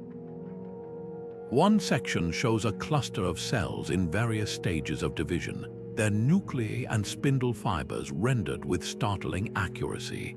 Another panel displays a spermatozoon penetrating an ovum, complete with the tail's whip-like motion frozen in stone. Most baffling of all is a sequence resembling embryonic development, from zygote to blastocyst, a process that occurs hidden within the womb. These aren't abstract patterns or symbolic doodles, they're textbook-quality illustrations of cellular biology. Yet, according to conventional archaeology, the people who created this disc were hunter-gatherers, millennia away from the first recorded studies of genetics or microbiology. Mainstream scholars dismiss the disc as either a modern hoax or a case of pareidolia, our tendency to see familiar shapes in random carvings. But radiocarbon dating of organic residues on the stone confirms its antiquity, and the weathering patterns match other verified pre-Columbian artifacts. If it's genuine, the implications are staggering. Could an advanced scientific tradition have existed in the shadows of prehistory, only to vanish without a trace? Some researchers point to the disc's material lyddite, a brittle stone requiring diamond tools to carve, as further evidence of lost technology. How were these microscopic details etched so cleanly without modern equipment? Theories about its origin range from the anthropological to the extraordinary. Indigenous oral histories speak of star teachers who shared forbidden knowledge, while ancient astronaut enthusiasts suggest the disc could be a relic of extraterrestrial instruction. A more grounded hypothesis proposes that early shamans, using psychoactive plants, gained visionary insights into the body's inner workings, interpreting biological truths through the lens of spiritual experience. Yet even this doesn't fully explain the disc's clinical accuracy. Perhaps the most unsettling question isn't how the disc was made, but why only one has been found. If this was a teaching tool, where are the others? The absence of similar artifacts suggests either a lone genius's work or a fragment of a much larger, lost scientific tradition. Unlike the Antikythera Mechanism or Baghdad Battery, which hint at broader technological contexts, the genetic disc stands alone, a single page torn from a book we didn't know existed. Whether proof of forgotten wisdom or an elaborate anomaly, the disc forces us to confront the fragility of knowledge. Civilizations rise and fall, taking their secrets with them. In its silent carvings, we're left to wonder, how much have we rediscovered and how much remains buried, waiting to rewrite history again? In a small private museum near the desert town of Aiká, Peru, a collection of dark andesite stones holds images that shouldn't exist, elaborate engravings of humans interacting with dinosaurs, performing complex medical procedures, and gazing at celestial maps that mirror modern astronomy. Known as the Aiká stones, these artifacts first gained attention in the 1960s when a local farmer claimed to have discovered them in ancient burial caves. At first glance, they seem like unmistakable proof of a lost civilization with knowledge far beyond its time. But here's the catch: mainstream archaeologists dismiss them as an elaborate 20th century hoax. So why do these stones continue to spark fierce debate decades later? The controversy begins with the carvings themselves. Some depict unmistakable representations of creatures like Triceratops and Stegosaurus, their anatomical details shockingly accurate for artwork supposedly created centuries before dinosaur fossils were scientifically classified. Others show humans using telescopes, performing cesarean sections with surgical precision, or even studying what appears to be a detailed diagram of the solar system, complete with Pluto, a planet only discovered in 1930. If genuine, these images would rewrite history, suggesting pre-Columbian cultures possessed knowledge rivaling the Enlightenment. Yet the stones lack any verifiable archaeological context. No reputable excavation has ever uncovered one in situ, and their sudden appearance coincides neatly with the rise of mid-century fascination with ancient astronauts and lost civilizations. Skeptics point to the stone's most vocal proponent, Dr. Javier Cabrera, a local physician who amassed over 15,000 of them. Cabrera insisted the stones were created by an advanced prehistoric culture, but he sourced most from a single farmer, Basilio Ashuya, who later admitted to carving them himself using dental tools and modern reference books. Ashuya's confession seemed to seal the case until he recanted, claiming he'd lied to avoid jail for selling protected artifacts. This back and forth leaves us with an unsolvable puzzle. Were the stones a clever forgery meant to exploit tourists, or was Ashuya pressured to discredit a discovery that threatened academic orthodoxy? The stone's material adds another layer of intrigue. Andesite is notoriously difficult to engrave without metal tools, yet the lines on many specimens show no signs of modern tool marks. Some exhibit a patina of oxidation that suggests age, though this could be artificially replicated. Even more perplexing are the sheer variety and specificity of the carvings, thousands of stones, each with unique, technically detailed scenes. Would a forger really invest that much effort without a guaranteed payoff? And why include obscure medical techniques or astronomical concepts unknown to the general public at the time? Perhaps the most compelling argument against dismissal is the stone's resemblance to other global anomalies. The dinosaur imagery echoes the controversial Acambaro figurines of Mexico, while the surgical scenes recall ancient Indian texts describing procedures like cataract removal and organ transplants. Could these stones be part of a broader tradition of forgotten knowledge, preserved in fragments across continents? Or are they simply the most visible examples of a universal human tendency to project modern ideas onto the past? The Aiká stones don't just challenge our timeline of scientific discovery, they force us to confront how easily belief and evidence can become entangled. Whether hoax or history, they serve as a mirror, reflecting our longing for mysteries that defy explanation. In the end, their greatest lesson might not be about ancient civilizations, but about us, and why we're so desperate to find proof that the past was stranger and wiser than we ever imagined. In the icy depths of the Baltic Sea, a sonar image from 2011 sparked a mystery that still divides experts today. A massive, 60-meter-wide disk resting on the seafloor, its surface etched with strange geometric patterns. Dubbed the Baltic Sea Anomaly, this structure looks like something straight out of a science fiction film, complete with what appear to be runway-like ridges and a perfectly rounded shape. Oceanographers initially dismissed it as a glacial deposit, a natural formation left behind by retreating ice sheets thousands of years ago. But the more researchers examined the sonar scans, the harder it became to ignore the unnerving symmetry of the object features that seemed too precise, too deliberate, to be the work of random geological processes. Divers who explored the site reported even stranger details. Their equipment allegedly malfunctioned as they approached the anomaly, with electronic devices losing power and cameras producing distorted images. Some even claimed to find a mysterious black soot-like substance coating parts of the structure, though samples were never conclusively analyzed, the most striking feature. A 300-meter-long trail leading up to the object, as if it had skidded across the seabed before coming to rest. Could this be evidence of a crash, or merely the result of underwater currents sculpting the sediment over millennia? Geologists offer more mundane explanations.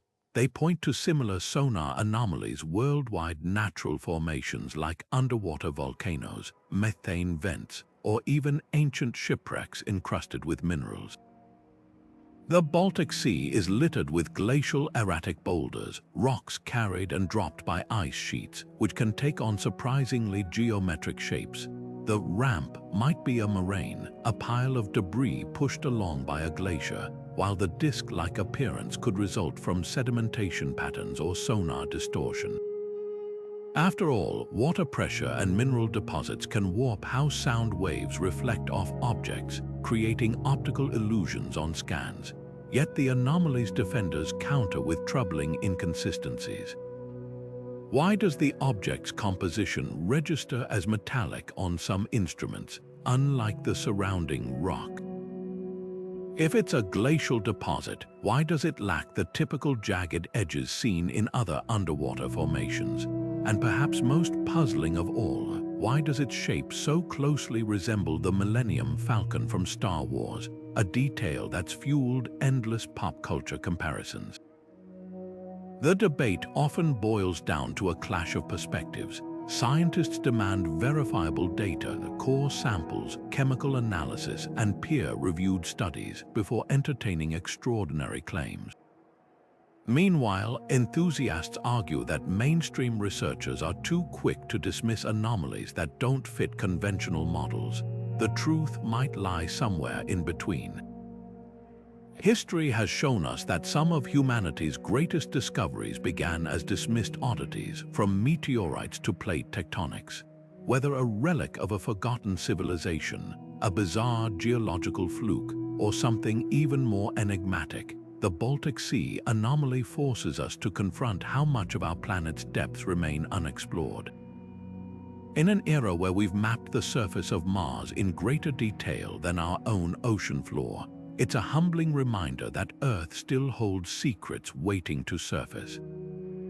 On the night of August 15, 1977, a radio telescope at Ohio State University's Big Ear Observatory captured something extraordinary.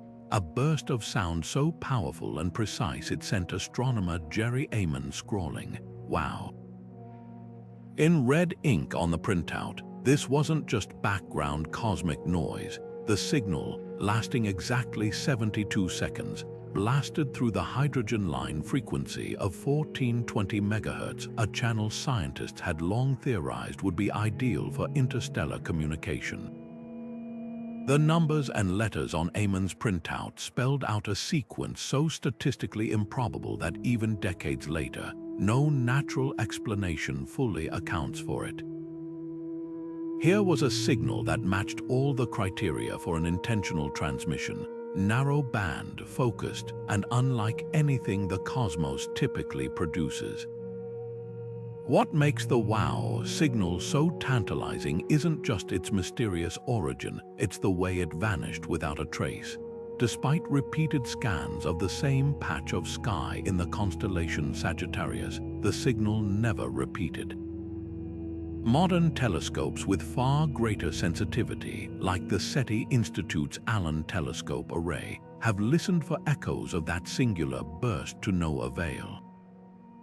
Was it a one-time cosmic event, a fleeting hello from a civilization that briefly flickered into our awareness, or could it have been something closer to home? Skeptics point to potential human-made interference satellites, military experiments, or even a passing comet's reflected radio waves, but none of these explanations quite fit. The signal's frequency was pristine, lacking the Doppler shift you'd expect from a moving satellite, and comets don't emit narrow-band radio waves. The most compelling detail lies in the signal's structure.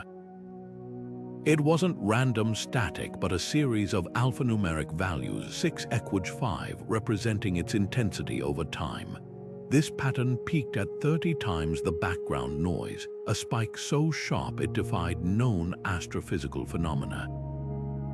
Natural sources like pulsars or quasars produce broad-spectrum waves, not this razor-thin frequency. Some researchers suggest it could have been an intercepted extraterrestrial beacon, a deliberate broadcast aimed at signaling presence.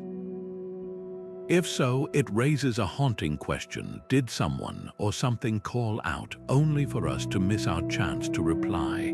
Efforts to pinpoint the source have only deepened the enigma. In 2017, astronomer Antonio Paris proposed that 2 passing comets, not catalogued at the time, might have reflected radio waves from Earth back to the telescope. But follow-up studies found no evidence comets emit at that specific frequency. Others argue the signal's duration, exactly 72 seconds, matches the telescope's fixed observation window, meaning the true signal could have been continuous, drifting in and out of detection as Earth rotated. Yet if that's the case, why hasn't any other observatory picked it up since? The Wow signal endures as astronomy's most famous might have been. Unlike the static carvings of ancient artifacts or the silent stones of forgotten ruins, this was a voice, or at least the shadow of one. It's a reminder that the universe is vast not just in space but in possibility. Whether a cosmic greeting, a fluke of physics, or something beyond our current understanding, it's a whisper from the dark that still echoes unanswered across the decades. From ancient computers to medieval super steel, these 30 technologies shatter the neat timeline of human progress we've been taught. Each one stands as a defiant question mark, challenging us to reconsider what our ancestors were truly capable of. Were these inventions miraculous flukes, the work of forgotten geniuses whose knowledge was lost to time? Or could they be fragments of something even more extraordinary, evidence of civilizations that rose and fell long before recorded history began? The Antikythera Mechanism's celestial precision, the Damascus steel's nano-engineered strength, the Roman concrete that heals itself, these aren't just oddities. They're clues scattered across millennia, hinting that humanity's story might be far more layered than we've dared to imagine. Think about what binds these mysteries together. The Baghdad Battery and the Dendera Light both whisper of ancient electricity, while the Viking Sunstone and Piri Reis map suggest navigational knowledge that defies their eras. Coincidence, maybe, but when you stack these anomalies side by side, patterns emerge, echoes of sophistication that modern science is only now beginning to replicate. It's as if history isn't a straight line, but a spiral with ideas rediscovered and lost again across the ages. The real shock isn't that these technologies existed, it's how thoroughly their secrets were buried. Consider the implications. If the genetic disk's cellular diagrams or the Sakara bird's aerodynamics weren't lucky guesses, what does that say about the origins of human knowledge? Were there pockets of advanced understanding passed down orally or in texts that crumbled to dust? The Aiká stones and Ubaid figurines push this even further, depicting realities that shouldn't align with mainstream archaeology. Skeptics will always cry hoax, but when so many of these artifacts withstand carbon dating and material analysis, dismissing them all feels like willful blindness. This isn't about rewriting history for the sake of fantasy, it's about humility. For every out-of-place artifact debunked, another resists easy explanation, forcing even staunch academics to pause.